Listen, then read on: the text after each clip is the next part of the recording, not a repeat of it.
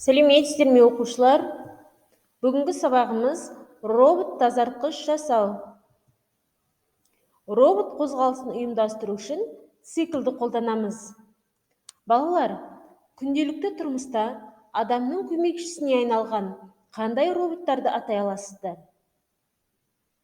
Адам мен роботтың үй шаруасын атқарудағы айырмашылығы қандай?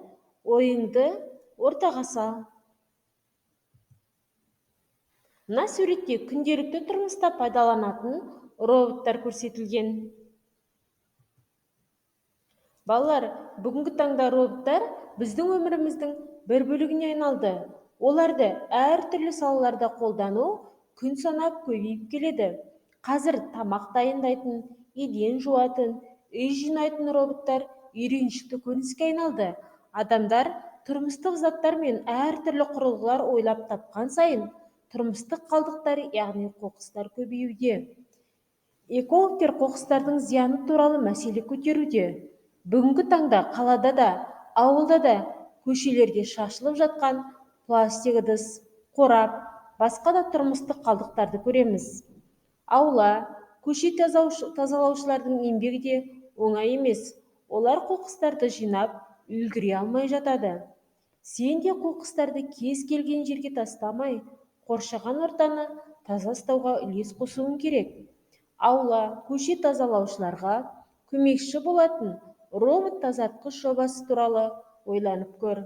Егер лайықты жоба ойлап тапсаң, қала, ауыл экологиясының жақсаруы үшін үлес қосар едің.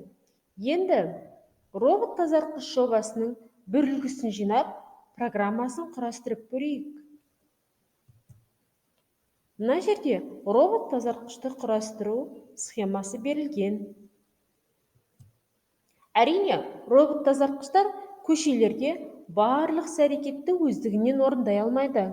Мұндай жобаларды алдағы уақытта жан-жақты жетілдіріп, дамыту қажет. Сонда робот тазартқыш жобасын сөзсіз құрастыруға болады. Робот қысқыш тетігімен қоқысты бір орыннан екінші орынға жинай алады.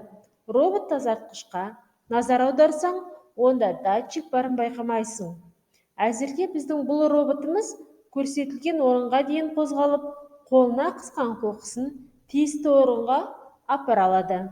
Айналасында қоқысты өзі анықтап, оны жинау үшін бұл роботқа датчик керек. Роботтың датчиктерімен жоғары сыныптарда біз танысатын боламыз.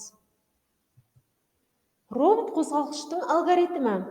Роботтың орналасқан жері мен қоқыс жинайтын орнының арасы 3 секундтық жол болсын.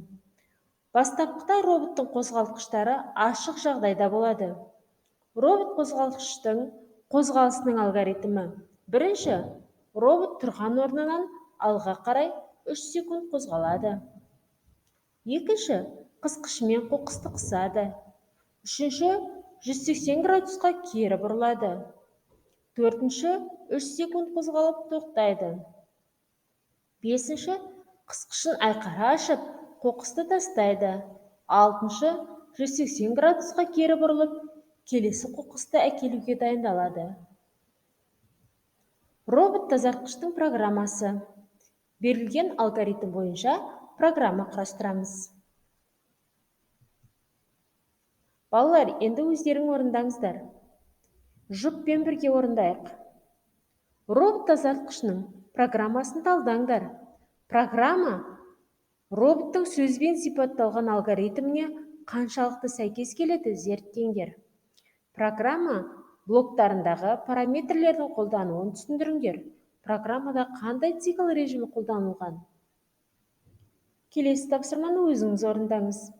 Робот тазартқыштың программасының блок схемасын құрастыр. Бұл программа алгоритмнің қай түріне жатады? Мысал келтір. Келесі тапсырманы топпен орындаймыз.